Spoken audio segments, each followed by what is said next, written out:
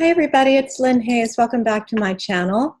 I really appreciate your being here. If you're new, if you like what you hear, please subscribe and click the notification bell so that you'll be notified of all the new videos.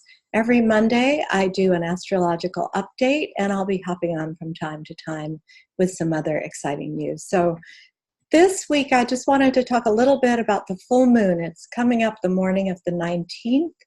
On the East Coast, please adjust for your own time zone. The moon is going to be at the first degree of Virgo, which makes it a Virgo full moon. It's also a supermoon. That's a term that was coined by my friend Richard Nolly. Now that term has made it into the mainstream. And what that means is the moon is closer to the earth than at any other time. We do have supermoons for the new moon as well as the full moon, but the supermoon is more visible with the full moon because the moon appears large and round and bright in the sky. Because the moon stimulates our emotions and our security needs and our feelings and our sort of connection really with our soul, full moons often, because they're the peak of the lunar cycle, they often stimulate a highly emotional response for some people. This is not true for everybody. Lunar people that have a lot of Cancer, strong lunar aspects in their chart, they tend to be more receptive to the moon's energy. Very earthy people may not experience these lunar events as much. But if you are sensitive to the moon, this could be one that is going to really draw your attention.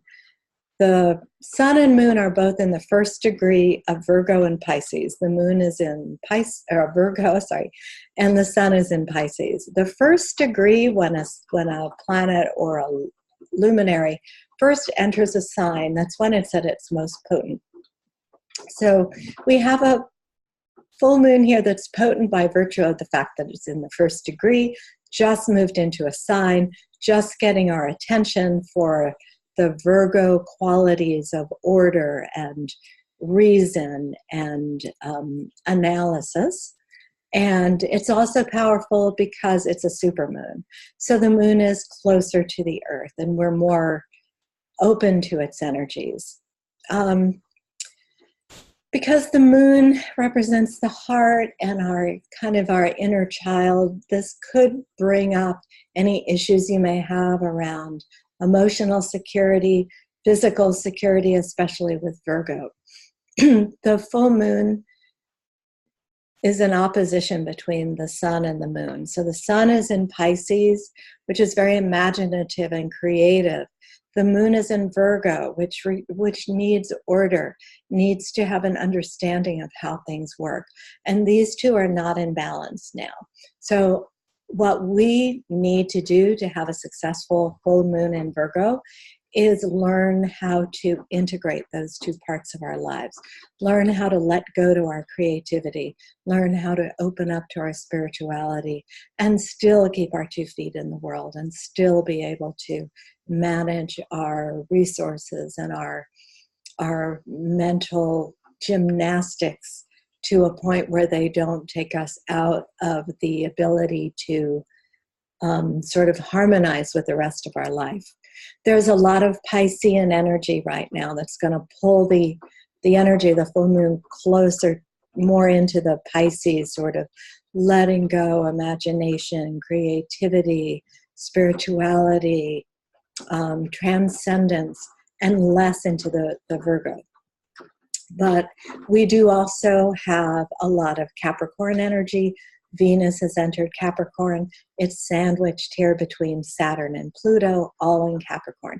Capricorn is the most earthy of the signs. I don't know if we could say this, but it certainly is a very motivating earthy sign. It's a cardinal earthy sign. And so it is really, with Saturn in its own sign of Capricorn, encouraging us to create solid foundations. Venus in Capricorn helping us to really honor our responsibilities to others.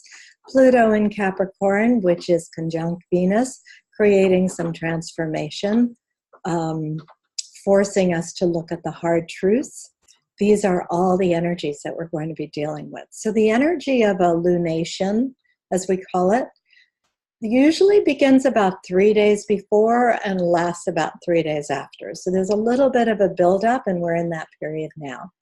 And I will be doing the update on Monday, which I'll talk a little bit about this too. But I wanted to give you a heads up so that you could prepare.